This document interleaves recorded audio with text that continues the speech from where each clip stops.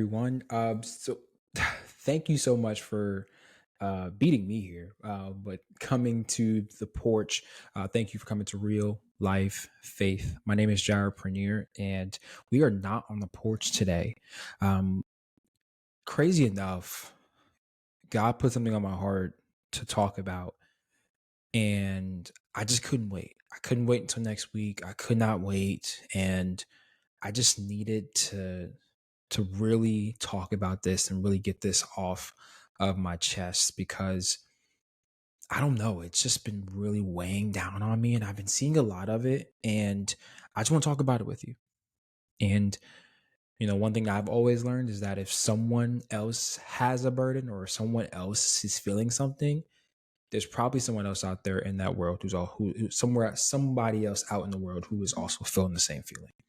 So I want to talk about a topic that sometimes can be controversial, but it's something that happens so much in our generation, and it is hard to kind of combat sometimes. And it is perfectionism. And granted, I am not before I get into this, I'm gonna let you know I am not prepared for this. I did not do my homework at all. God just told me to talk about this and talk to you all about it and talk with you all about it because to be honest, I have not done any research. I got my highlighter right here. I got the Bible in the hand, and I even have the commentary for the Bible because I am not prepared for this. But this has just been just today has just been on my heart for all day long and some change. And I just really just need to talk about it and just vent it to you all and just have a conversation with you all. So, what is perfectionism? And so I'm going to read something from Google. Okay, so based on our trusted search engine, Google, perfectionism is a personality trait characterized by a strong desire for flawlessness, setting extremely high standards for oneself. Perfectionistic, sorry, I'm not best at grammar, with perfectionistic tendencies often seek perfection in their work, appearance, or achievements, which can lead to excessive self-criticism and stress. So whenever I hear that, that is just crazy to me to even, it's something that I struggled with. It's something that I struggled with. It's something that others have struggled with. If you are struggling with it now, and it's honestly just something that I dealt with for so long in my life. A lot of people, especially in our generation, want to be perfect. But I think when you unpack that bag a little bit more, it's, well, why do they want to be so perfect? And a lot of that comes from growing up, right? In childhood and being told you got to get this right. It has to be done right, the right way. And if it's not done this way at 100%, then it's worthless. And to be honest, that's so false, right? Because for you to tell someone that what the hard work that they put in and the effort that they put into something is worthless is kind of crazy, right? One thing that I remember a wise man would always tell me is don't confuse movement with progression, right? And so what that means is for someone who is trying their hardest and taking it one step at a time, but it's just not getting to the end goal their first try or their third try, right? That doesn't invalidate all of the work that they put in, right? When I first heard that quote, I was actually doing track and field. Surprise, I actually did do track and field, but I got asthma, so I didn't do track and field. I sat on the bench, majority of the time, did shot put, and I sat my happy behind down. But essentially, I think about track and field, right? Because when someone starts a race, right, first thing they do is they have to get warmed up, right? And so they jump up, right? They stretch, they do all these things. They are moving, right? That's movement. But we can't get that confused with progress, right? And progress is them actually getting in the brake, right? That gun sounds off and they're actually sprinting forward towards a goal, which is the finish line.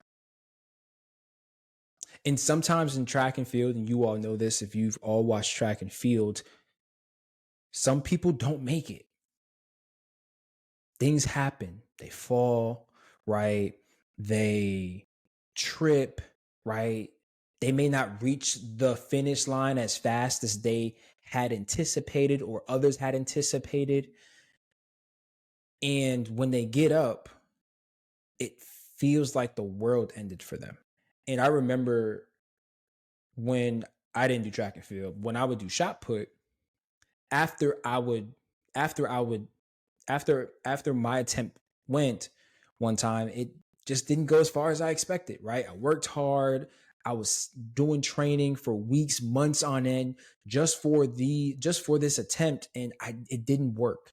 And I remember my coach telling me that quote, but in the moment, I was pissed, right? Because I was like, wow, I worked so hard for what? For nothing, right?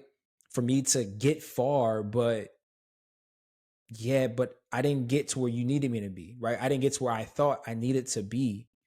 And to be honest, I'm looking at myself in the past like, wow, like what are you talking about? Right? If I can go to myself when I was in track and field, and granted, I am not in track and field anymore, I would tell myself, why? Why are you so upset? Right? Because believe it or not, we work so hard to be perfect that we don't enjoy the progress. And for a lot of people, they're told that that progress means nothing only if they achieve the goal. And yes, in track and field, you have your first place, third place, second place. But at the end of the day, I should have been happy. Why? I got third place. I placed, right? And it was farther in distance than what I ever attempted before.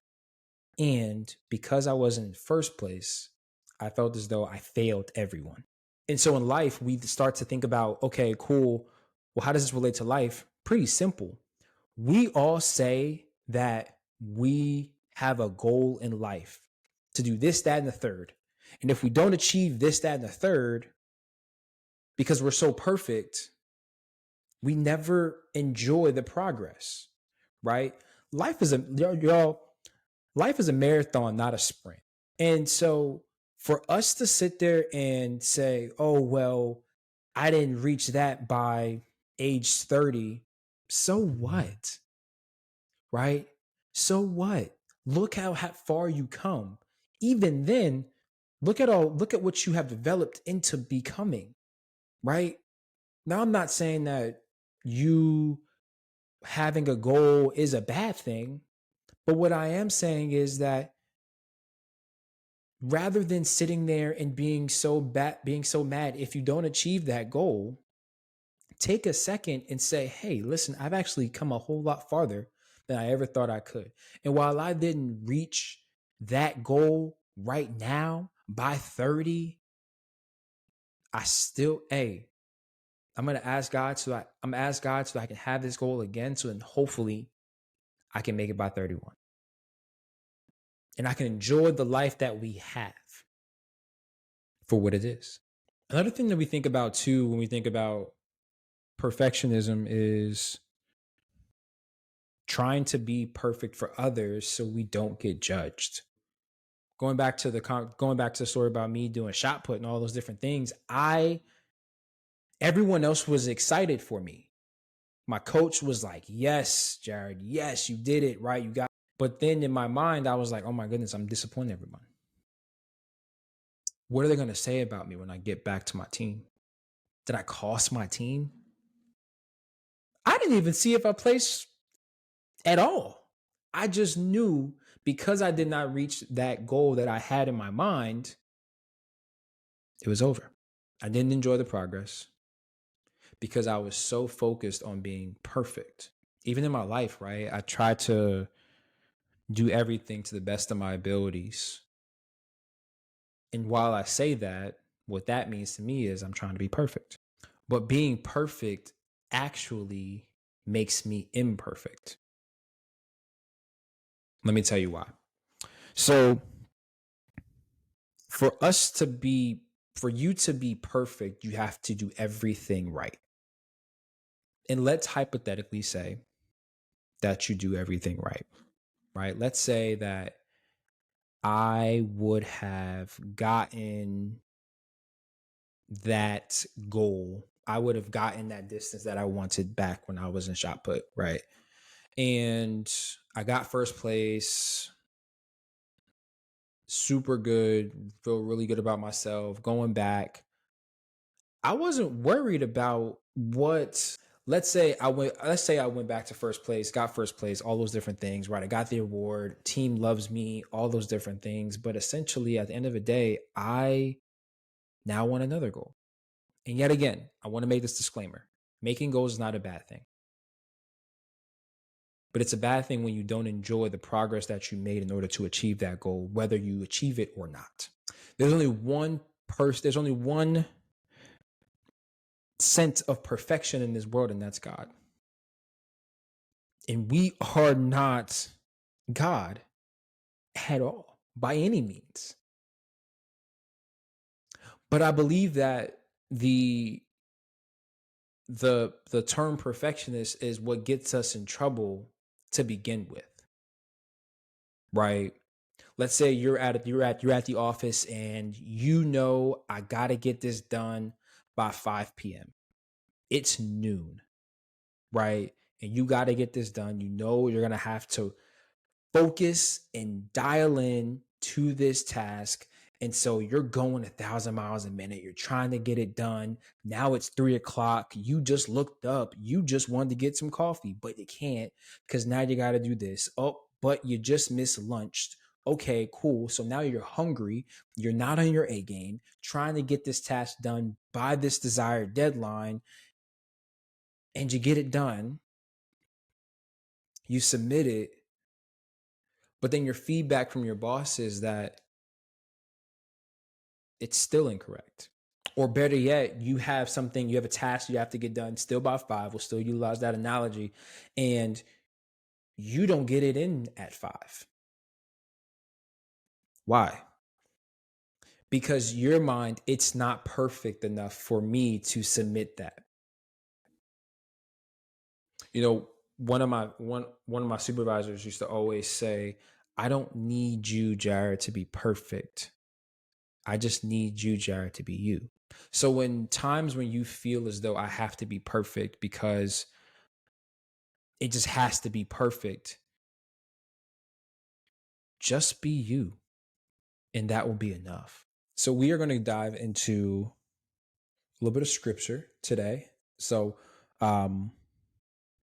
Matthew chapter 5, verse 48 is just been speaking to me. I read Proverbs, I read Ecclesiastes, I've read Job, and those are some of my favorite books of the Bible. But one that is up there is Matthew. Love Matthew.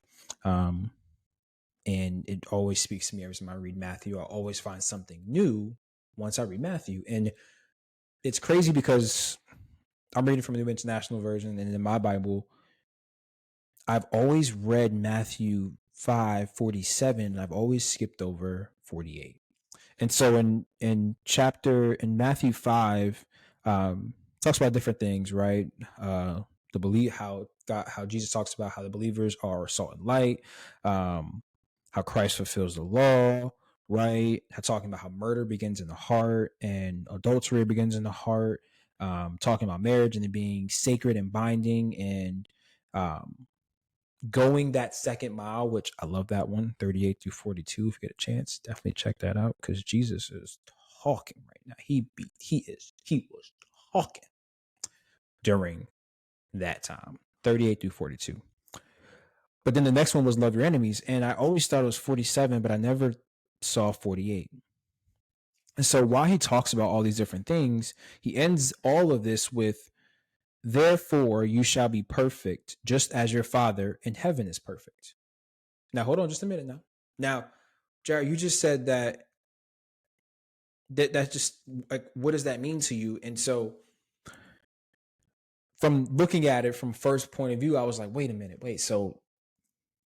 if we do all these things, then we will be perfect.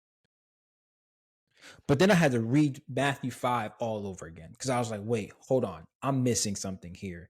And what Jesus is talking about, right, is when he talks to his disciples, he talks to his disciples during this chapter in Matthew. He's talking about striving for righteousness and holiness, right? He's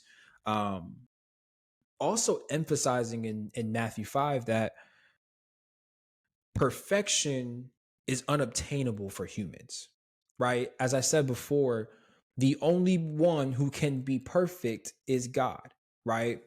And Jesus, being the Son of God, was perfect, but we are human, right? We are not the Son of God. We are not God himself. And so we are not perfect.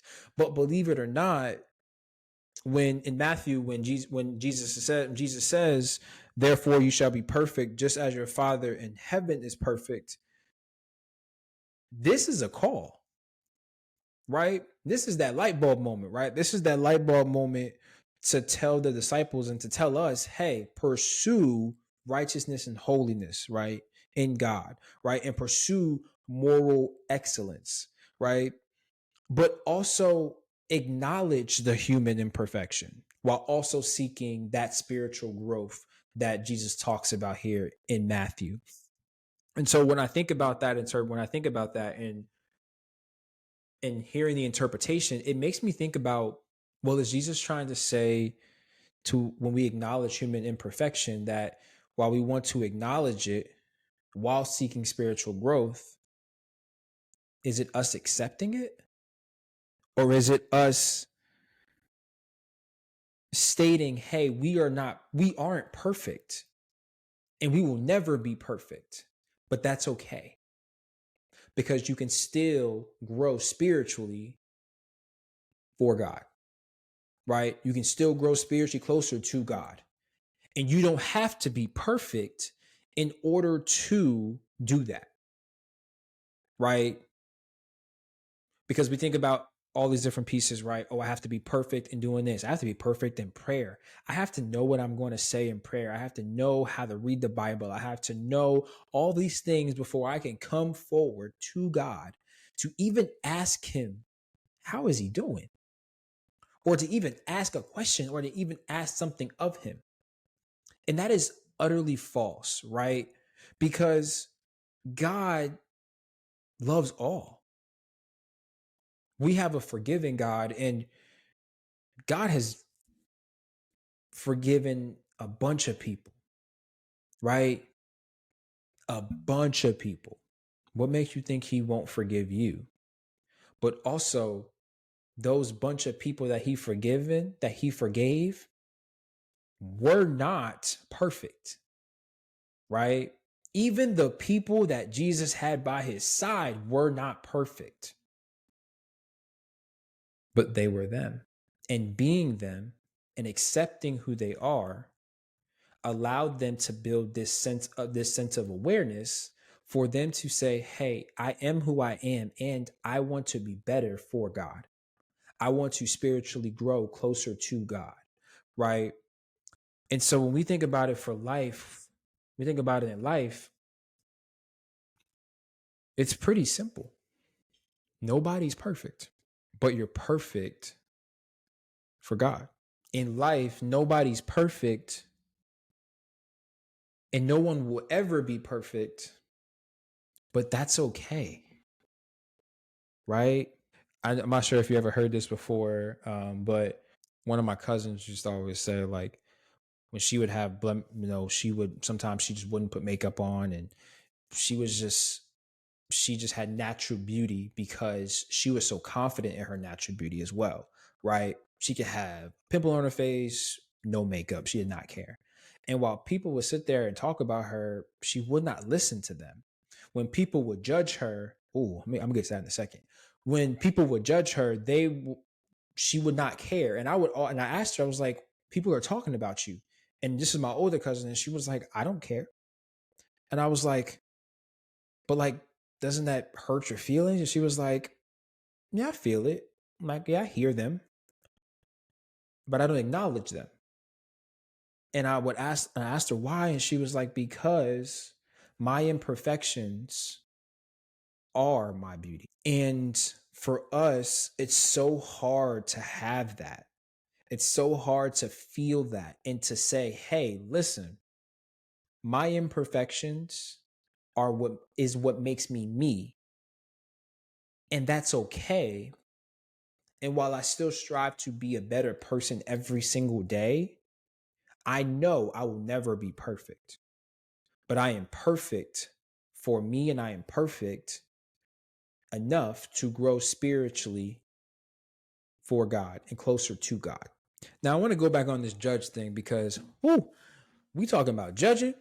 We talking about judging, right? The amount of people in our generation that judge others is crazy, right? We think about even we think about cancel culture and how that's such a big thing now.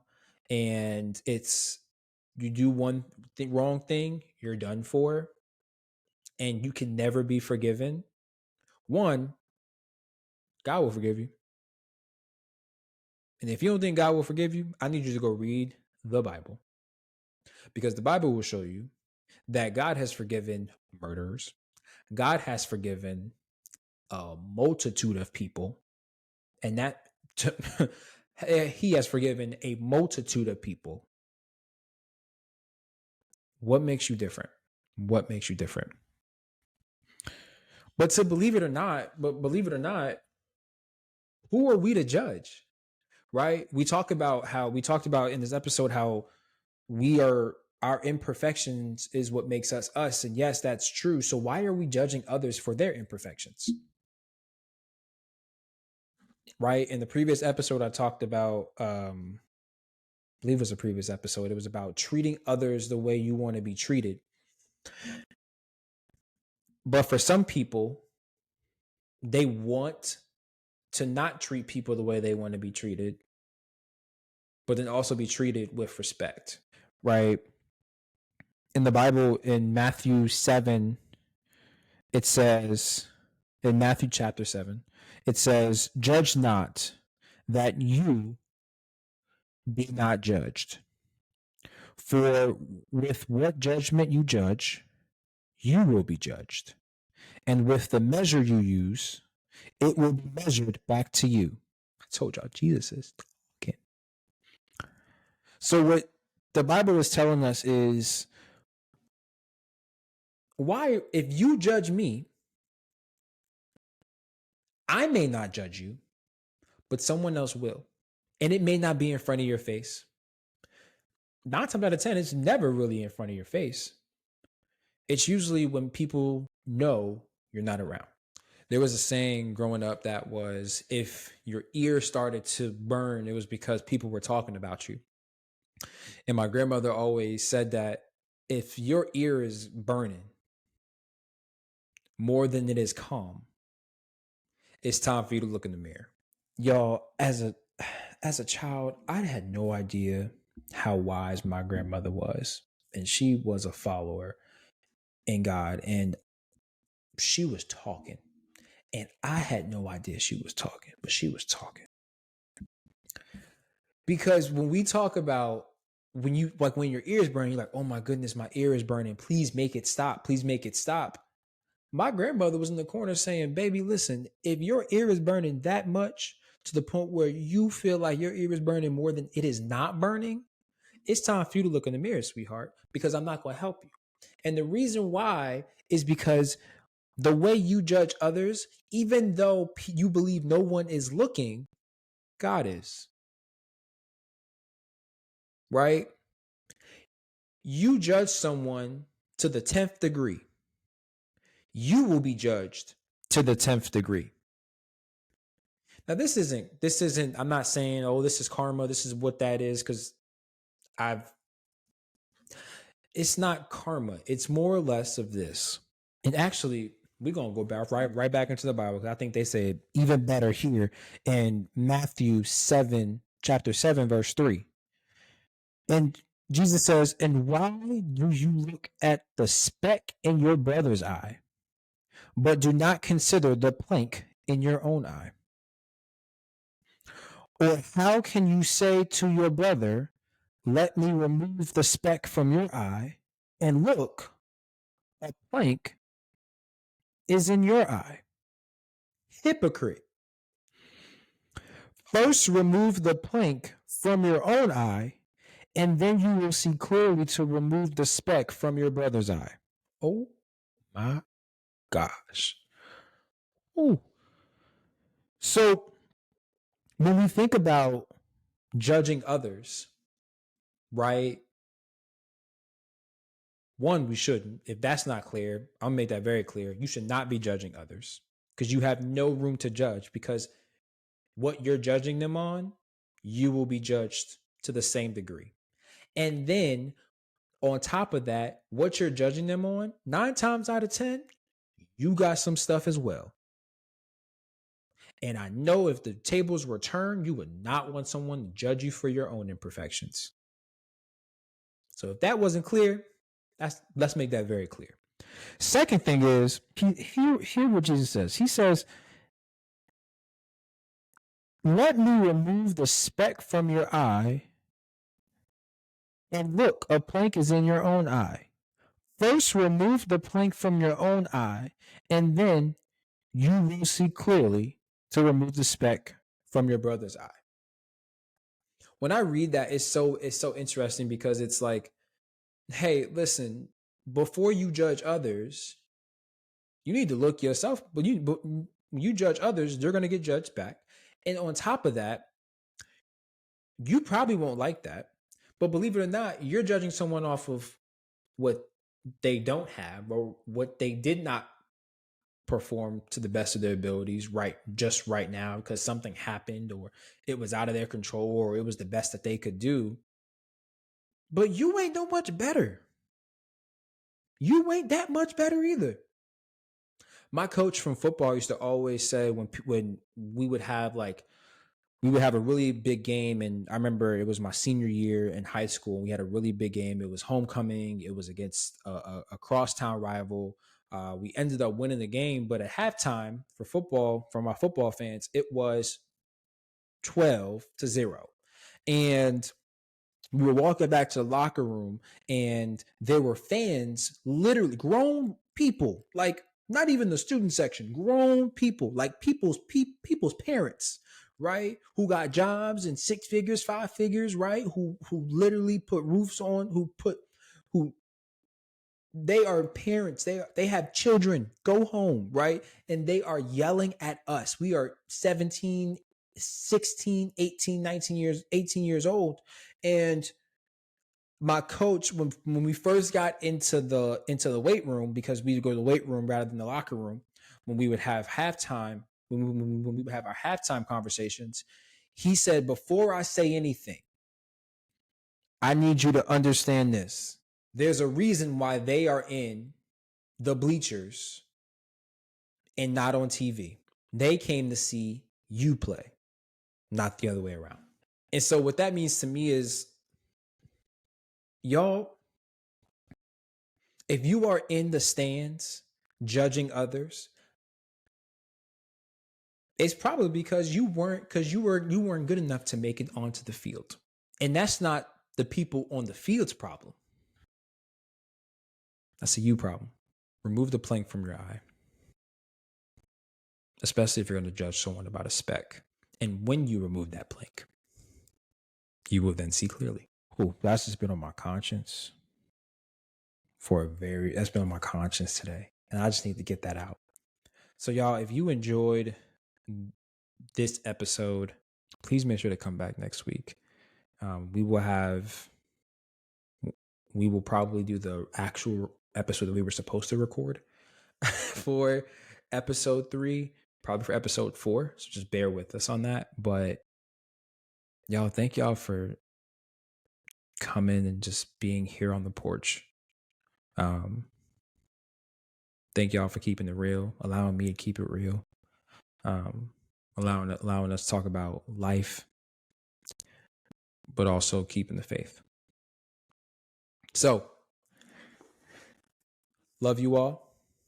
This is Jared Pernier signing off and stepping off of the porch. Remember to always be real, keep it real, live life, and keep the faith. See y'all soon.